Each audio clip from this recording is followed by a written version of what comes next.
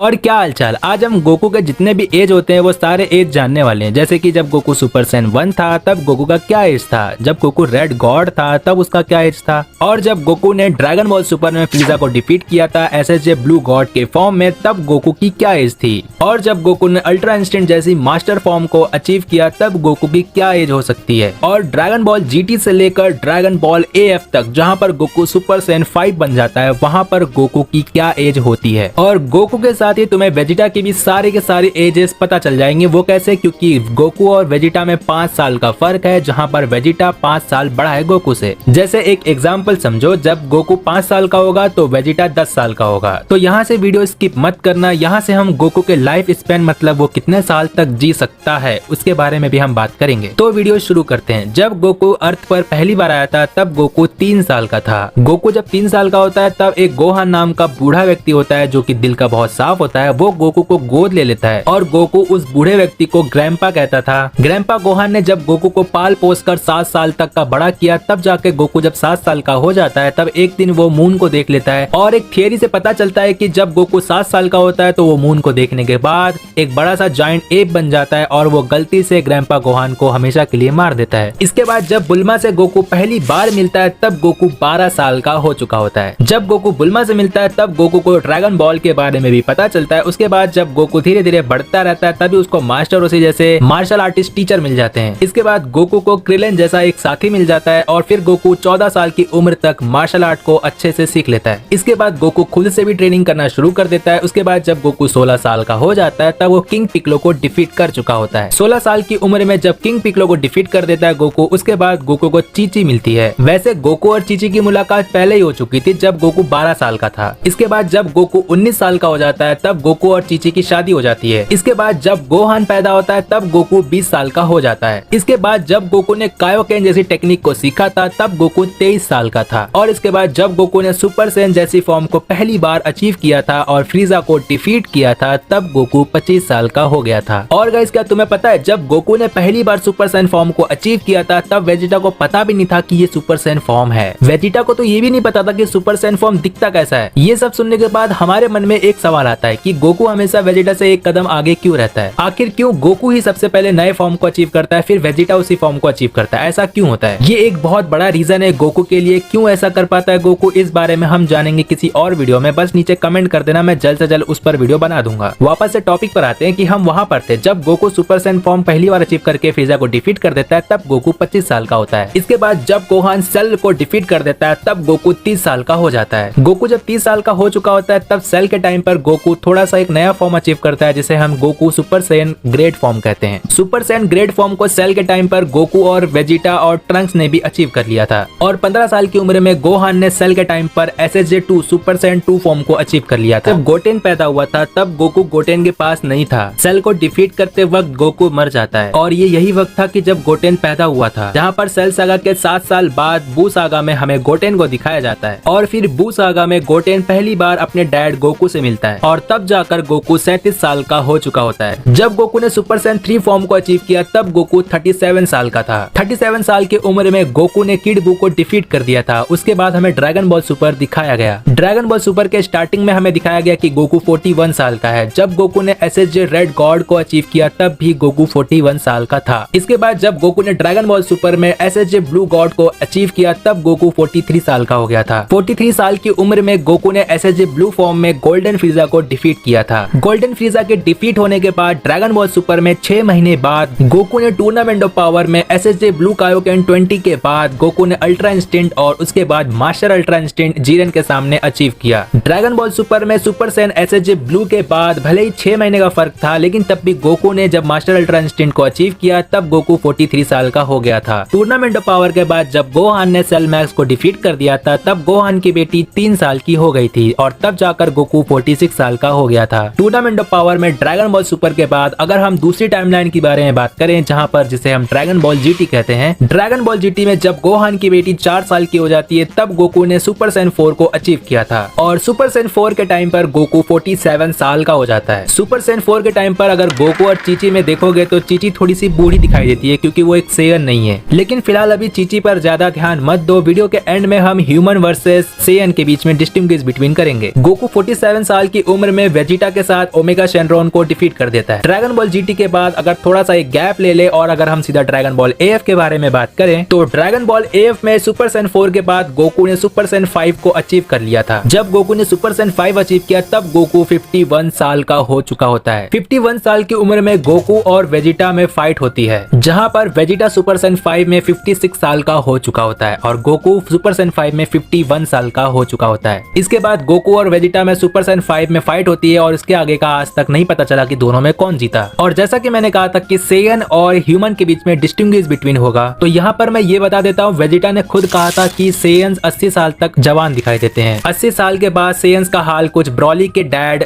पैरागा जैसा हो सकता है। यहाँ पर गाइज मैं सेयन्स की उम्र के बारे में भले ही बात कर रहा हूँ, लेकिन मैं एक और बात बता देता हूँ। बीरस ने खुद कहा था कि तुम भले ही सुपर सैन 3, 4, 5 कुछ भी बन जाओ, लेकिन तब भी एक गॉड का सामना कभी नहीं कर पाओगे। बीरस ने इस बात को गोकू के सुपर सैन 3 के टाइम पर बोला था। लेकिन गाइज तुम्हें क्या लगता है, सुपर सैन 5 और सुपर सैन 5 के ऊपर का भी जो लेवल होगा उसके सामने बीरस की क्या औकात होगी। लेकिन गाइज ये भी मत भूलना कि गोकू सुपर सैन 1, 2, 3, 4, 5, 6 और उसके ऊपर के भी जितने भी फॉर्म्स होंगे सब गोकू के खुद के फॉर्म्स है, जो कि एक सेयन्स के फॉर्म होते हैं। और अल्ट्रा इंस्टिंक्ट और अल्ट्रा ईगो एक एंजल और गॉड का टेक्निक है। और गाइज तुम्हें पता है जब बीस्ट गोहान की जो मूवी आई थी उसके अंदर वेजिटा ने क्या कहा था, वेजिटा ने ये कहा था कि कैकारोट हमने गॉड और एंजल जैसी टेक्निक को सीखा है, क्या होगा अगर हम अपनी सेयन्स की पावर को आगे बढ़ाएं। और अगर गोकू और वेजिटा को बीरस और विज जैसे बीइंग नहीं मिलते तो क्या पता उन्हें सुपर सैन 5 के भी आगे फॉर्म देखने को मिल जाता। गोकू और वेजिटा के पास भले ही गॉड की और एंजल की है, लेकिन इसकी वजह से वो इमॉर्टल तो नहीं हो जाएंगे, उनकी लाइफ स्पैन हमेशा के लिए तो नहीं हो जाएगी। और जहां तक मैं विज को जानता हूँ, गोकू और वेजिटा को विज कभी भी बूढ़ा होते हुए नहीं देख सकता है, वो उन्हें कुछ ना कुछ करके इमॉर्टल बना देगा। वेल गाइज वीडियो यहाँ पर फिनिश हो जाती है। तुम्हें वीडियो पसंद आई तो प्लीज वीडियो को लाइक जरूर कर देना और चैनल पे नए हो तो सब्सक्राइब कर देना। तो गाइज आज के लिए इतना ही, चैनल के साथ बने रहना, सपोर्ट करते रहना। तब तक के लिए बाय बाय।